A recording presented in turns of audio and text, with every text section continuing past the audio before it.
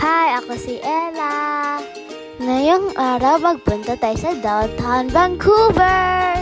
Kakain tayo ngayon ng sushi. Welcome to Sushi Aboard!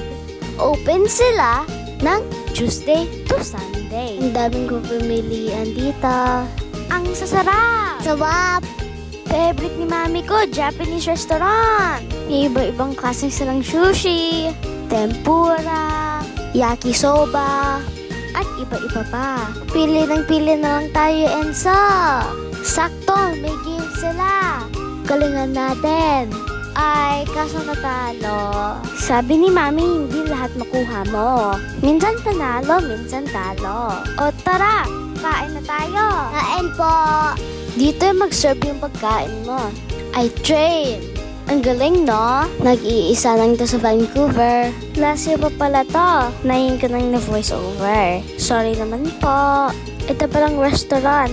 Bukas sila sa lunchtime at dinner time ulit. Ang presyo ng restaurant, sakto lang. Pag malakas ka kumain, halang ang bill mo. Panang kami, ang lakas kami magkain. Thank you, mami, sa pagbayad. Mahal mo naman kami, diba? I love you. Alam mo nang ibig sabihin ng sushi, sour rice. Dahil yung kanin, lagyan nilang suka. Nagustuhan ko yung food dito. Masarap. At kakaiba yung experience. Minsan na ko makita sa sushi sa train. Diba? Thank you, Lord, sa araw na to.